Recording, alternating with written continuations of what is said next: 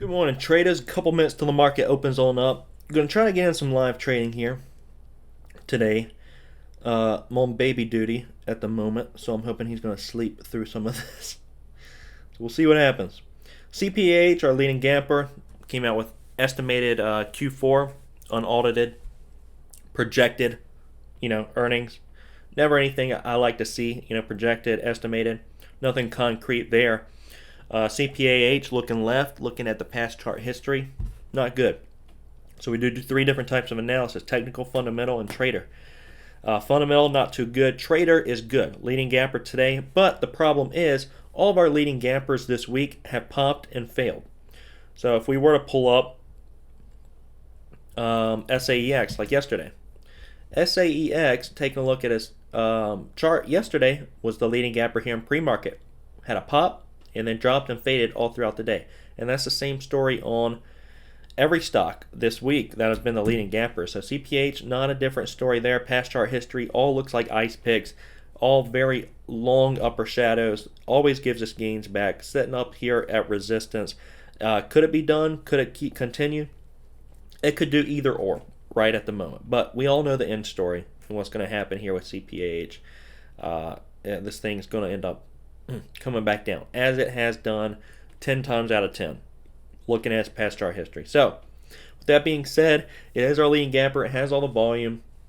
We'll be watching it, but I'm going to be focusing on some easier plays today and just kind of spectating CPAH. So, we got about 40 seconds till the market opens on up. Guys, let's get straight into it.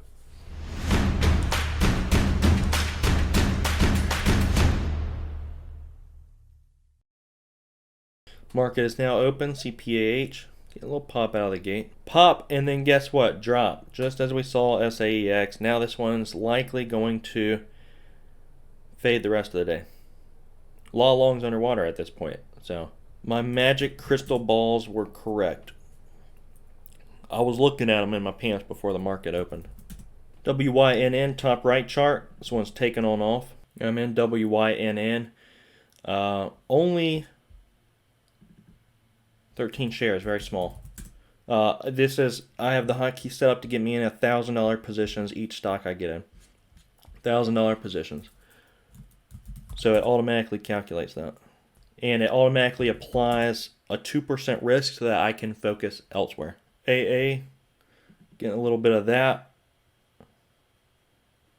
$20 risk on AA as well. Scooping up some of this panic. LYV, pulling this one up. Looks like a nice looking chart. I'm going to add some to AA. Like the chart. WYNN, thinking about cutting this one. It's just looking too heavy. Under this support on WYNN, support I'm looking at is right here. I'd be out of it. See what it's going to do. Under 76, I'm out of win. I'm going to add to it. Added to it. Under 76, I'm out. Yeah, coming out. All out of WYNN. Small loss. AA still working that one. LYV, bottom right chart. I'd like a pop back up on that, testing the highs. Just short into that one. Not that many trades today, guys.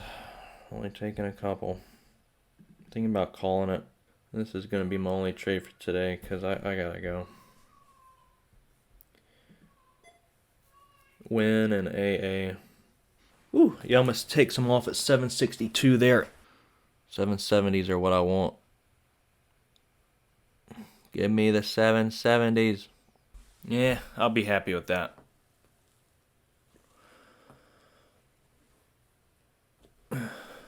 I'll be happy with that. Took it 765 and 762. Stalling out a little bit right here. So that's 2 trades today.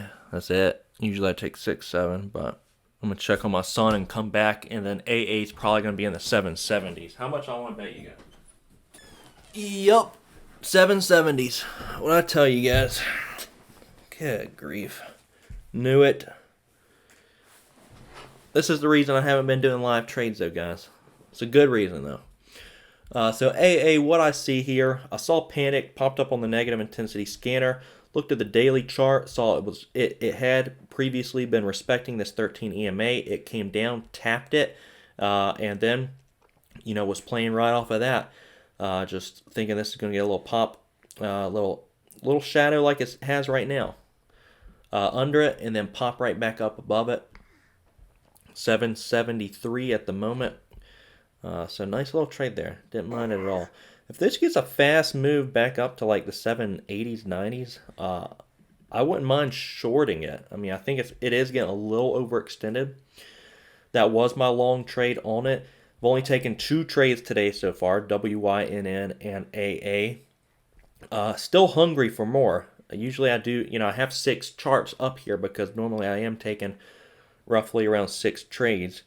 But it's approaching 10 o'clock. I am considering a short here. Not going to lie about that. Unless it's about to drop right now.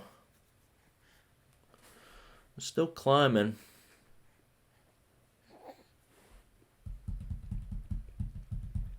Should still be holding some, but it's okay. Not going to complain. I'll let the winner work for me quite a bit. It's just those 2 profits that I took right there where it's so quick. They were very fast. They were close together. I want to spread those out. Scale out at. I should be scaling out the rest of my shares like right around here. But AA, I do like what I see here. I don't want to give everything I just made back on it. I'm gonna start a short, just very small, 100 shares. I'm at 778 on the short. I just think there's gonna be some guys taking profits here. When the move happens this quick, the faster the move, the weaker the trend is going to be. So this is a very fast move. Looking for it to hold up a little bit, but it is still looking strong. A lot of people who are selling and panicking into this and are bag holders are now, looking to get out for just break even. You guys have been there as well as I have. You mess up and you're looking for it just to come back up so you can get break even. So I know there's a lot of resistance in this area. If it climbs back up and breaks over its high, this is a doji star. Doji star is a sign of a trend reversal. This thing turning around. So doji star right there, right around 790. If it ends up breaking 790 and holding 790, that's when I'd look to be out of this. But as of right now, we're looking fine. So I'm probably going to look to add into maybe a little push back up towards 790. But if it breaks and holds 790, that's when I'll be out of it.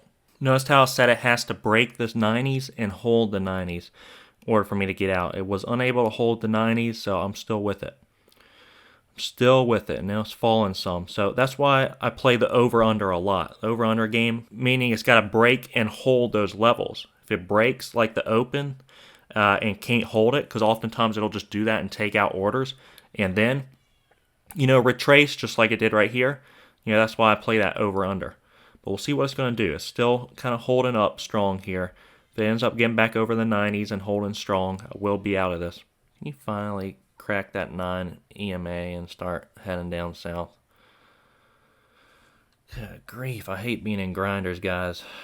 The reason I initially got into this because it was a fast move, and usually they crack pretty quick, but now I end up sitting in a grinder all freaking day. That's what I don't want. Alright, we're getting a pull on it now. This thing should start coming back down some more, though. There we go. Alright, I'm going to lock in a little bit just to reduce my risk. And this one was taking forever. Alright, I'm just going to be done on the day, traders. I didn't really want to sit in that one all day, and it keeps getting bought back up. So AA was my only trade today that, ended up turning out green. But when you maximize your winners, which I didn't do on the short side, I did on the long side there, ends up being you can end up having a decent day off of that.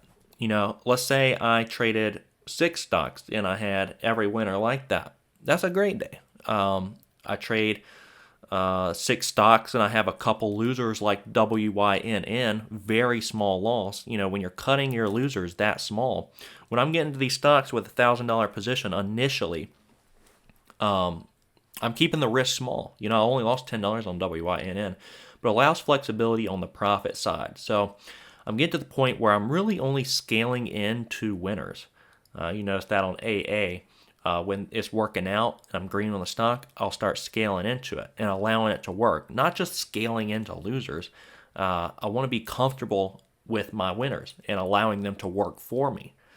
In the past, I've been, a lot more comfortable on losers and scaling into losers, allowing them to, continue to work against me while I'm scaling into them. That's just dumb. I gotta start scaling into winners if you want to start making money. Only the one trade today. I'm gonna try to get this recap or this live trading recap, everything out for you guys soon.